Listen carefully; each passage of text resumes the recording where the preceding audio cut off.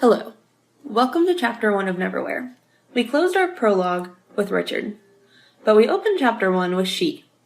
She doesn't have a name. She doesn't have a description. She is simply identified as being terrified and on the run for her life. We don't know what she's running from. We just get a description of running through passages and tunnels, being hungry, exhausted, tired, miserable, every awful thing you could think of as just cornered animal, okay? Cornered animal vibe. So that's our first perspective of the chapter. Then it jumps to our second perspective of the chapter, which is some more new characters. Mr. Croup, Mr. Ross, and Mr. Vandemar. Now, these gentlemen are what you might call villains. Mr. Croup has lank orange hair and eyes of faded china blue. He's short. Mr. Vandemar is always hungry, and he's tall, and he wears the rings on his hand made out of skulls of ravens that he made himself. So, if you're worried people aren't taking your villainy seriously, make your own jewelry out of dead animals. You don't have to use ravens, but just think about it. Mr. Croup and Mr. Vandemar are discussing Mr. Ross. So they're discussing the fact that they bought him, hired him. It's weird. They're villains. And Mr. Ross is a killer, a trained killer, and he's good at it, and he enjoys it. And he's just your stereotypical brutish thug. He's scary, and he's got dirty, filthy jeans and blue jeans, and he's just muscly and thuggish and scary. Mr. Croup calls Mr. Ross a canary, and Mr. Vandemar has been working on his stand-up and goes, ho, ho, ho, does that mean he sings? But no, that does not mean he sings. He's a canary because, canary in a coal mine. So, you guys probably know this. Maybe not. Okay. Like, when you have a canary in a coal mine, it's not that they still do it now, but we have a little canary in a little cage, and the miners would carry the canary down with them into the mine shafts, like the tunnels underground.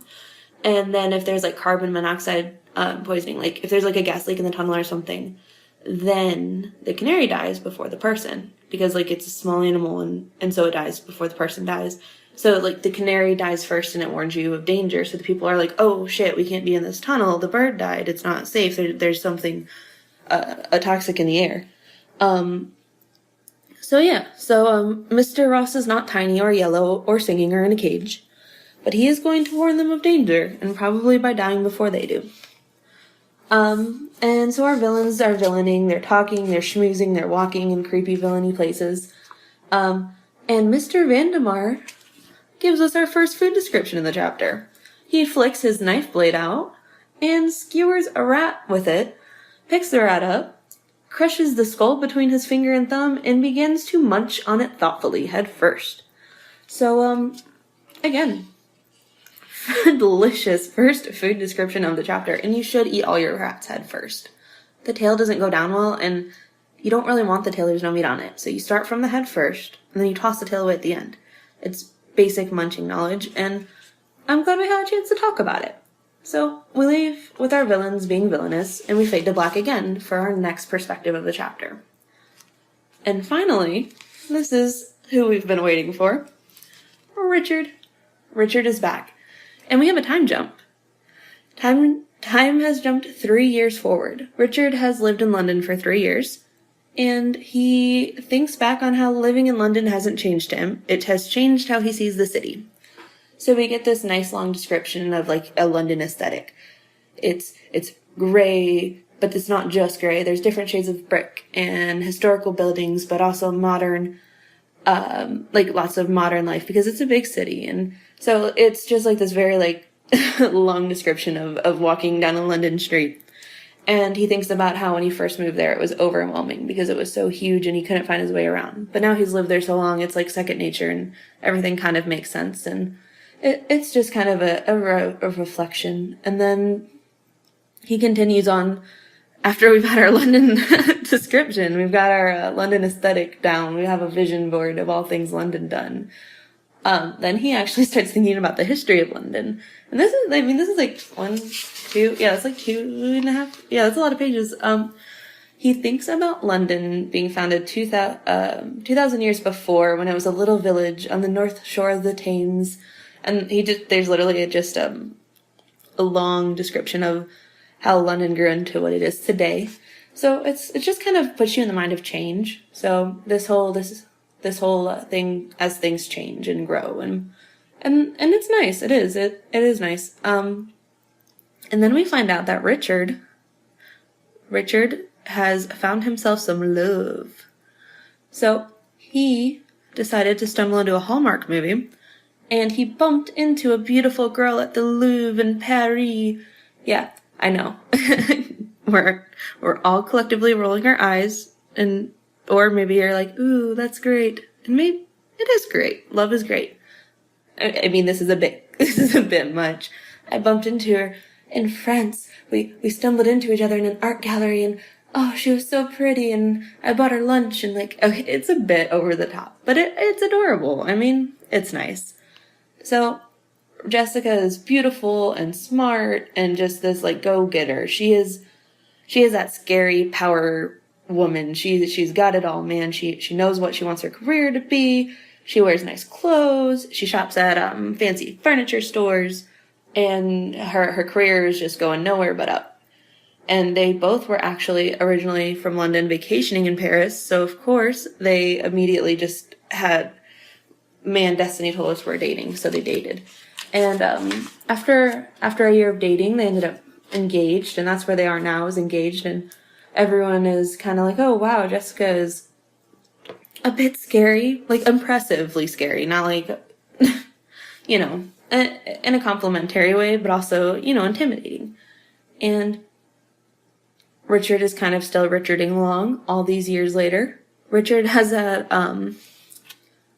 his life is good. He's got a good job. He's got a nice place, but he's kind of, his biggest problem in life is I don't know what I want to do with my life. I'm not motivated, which is obviously a problem for someone like Jessica, who's get your goals. Where's your to-do list? Come on, man. So there's a bit of a struggle there with what she wants and what he wants out of life. But I would say Richard's life is good if his biggest problem is just figuring out what to do with it, because everything else is going so swimmingly. But then we fast forward to focus in. So we've had all this kind of catching us up to speed on where Richard's been for the last 3 years.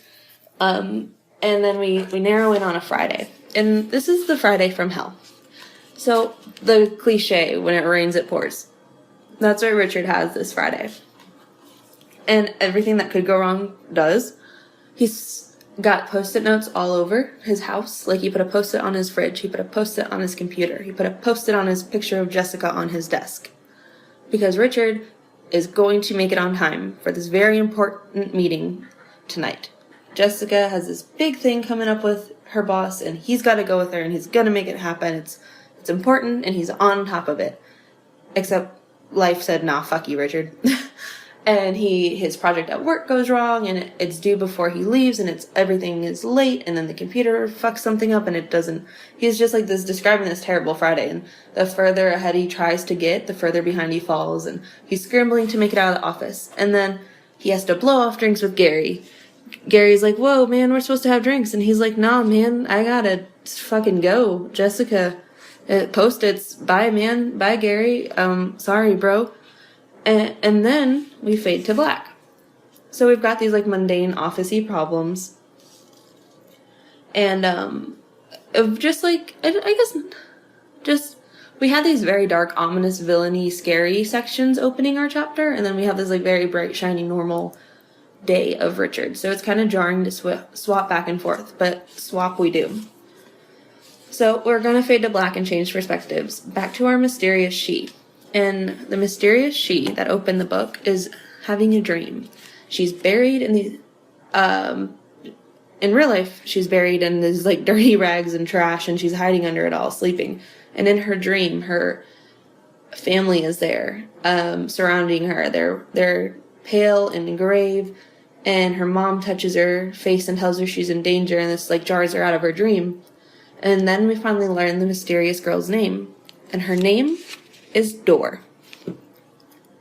And Dor opens her eyes, jerking awake, and these ominous thudding steps are coming closer and closer, and she's just, you get this back and forth of her hiding under the trash and like lying very still and going, please go away, please don't find me, like all of this internal running through her head of, oh dear shit, don't fucking find me. And then these booming steps coming closer, because of course they're going to find her. They're you just know it, and find her. These booming steps do. Mr. Ross, our crusted jean wearing canary, has turned up, and he is much larger than her, and grabs her up in one hand and has a knife in the other, and she's this tiny frail thing twisting and trying to get away, and she can't. He's much larger and stronger, and she can't get away. And he pulls the knife up to stab her, and she twists enough that it catches her in the arm instead of the chest.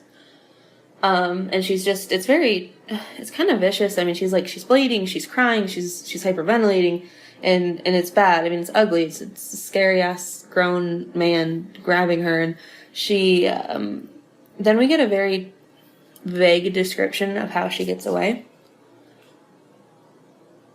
Never thought she would be brave enough or scared enough or desperate enough to dare, but she reached up one hand to his chest and she opened.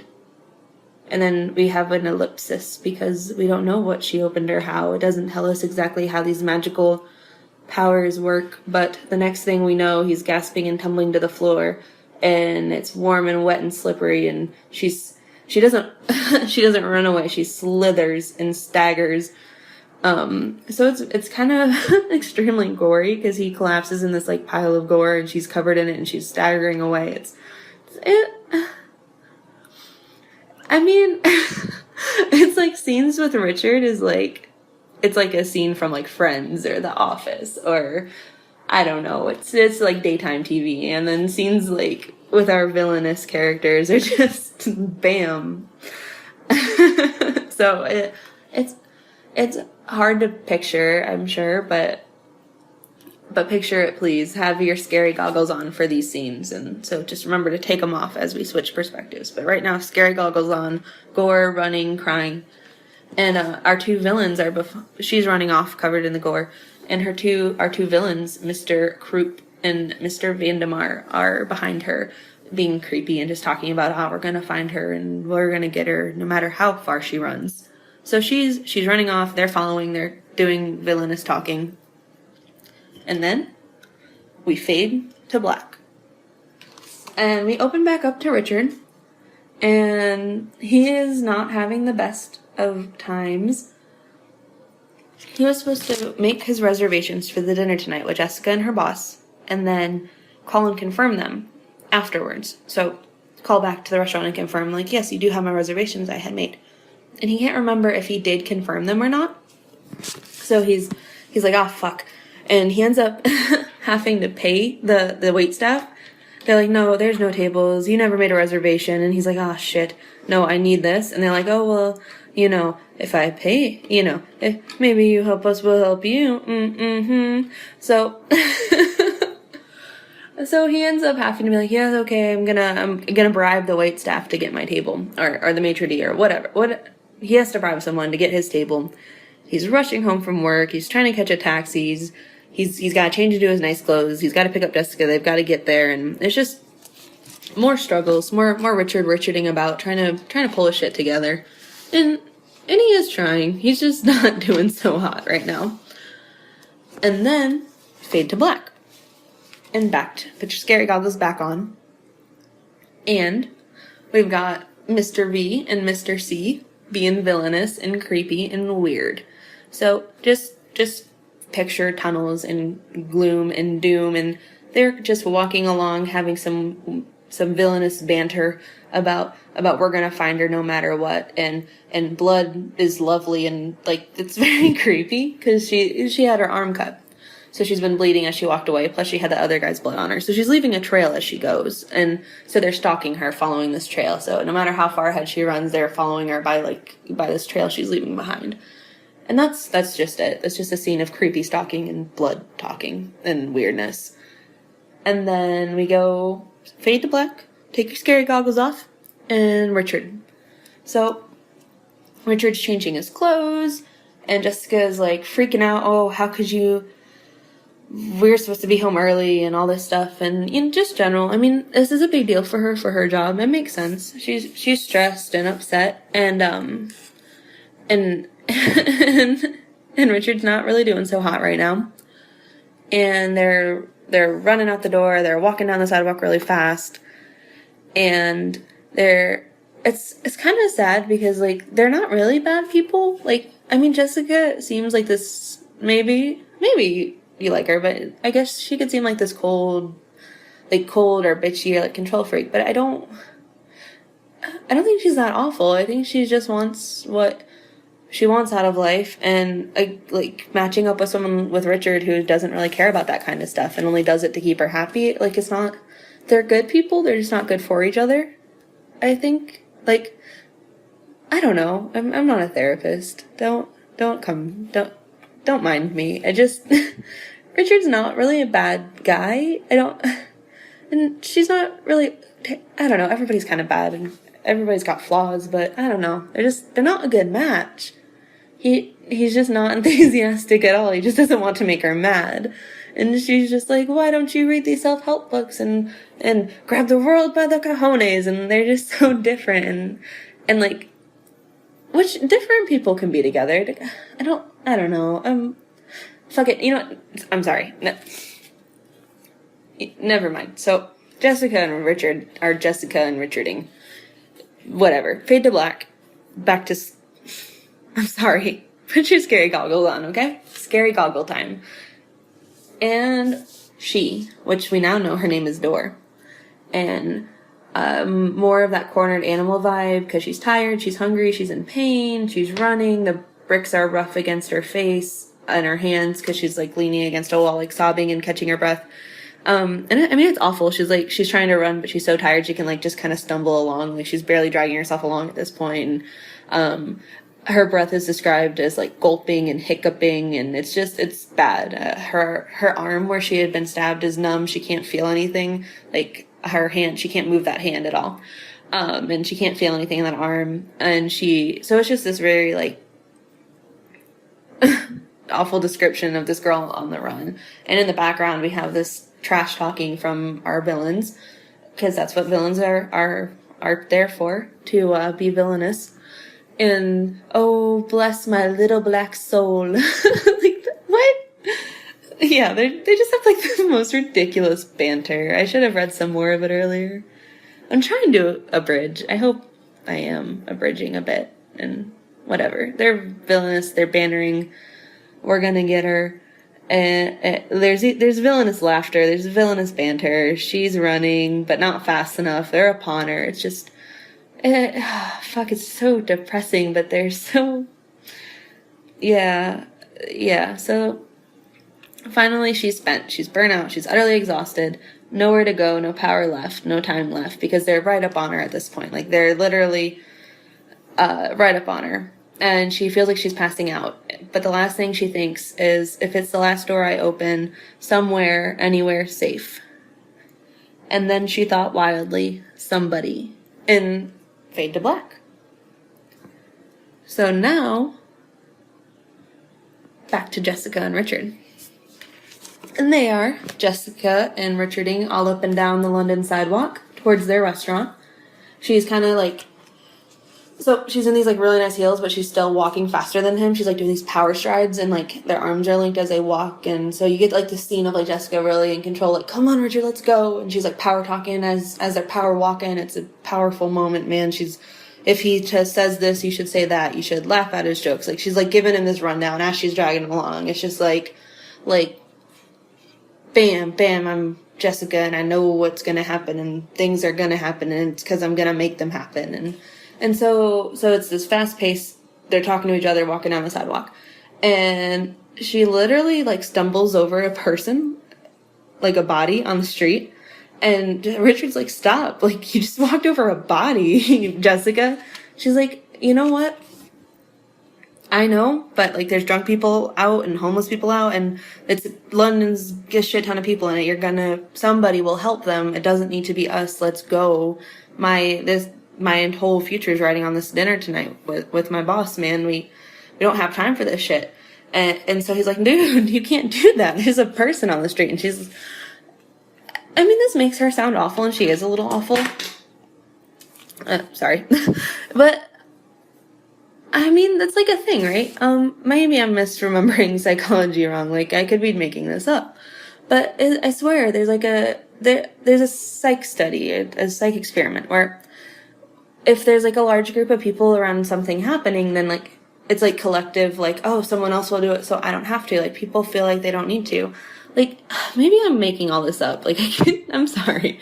But I think that's a thing. I think that's a thing where, like, it's like a study or a report, something like that, where, like, if there's an apartment building and, like, there's, like, something happening, like a domestic dispute, like a murder, some kind of noisy crime, everyone in the building is like, oh, somebody else called. So, like, less people actually call than you think, because everyone thinks someone else has already called. Or, like, if somebody gets hurt on the side of the street, like, oh, someone else is helping, I don't need to. Like, the more people there, like, the less people feel like they need to do stuff. I think that's a thing. Maybe I'm making this up. Fuck it. Maybe Jessica's just shit. I don't know.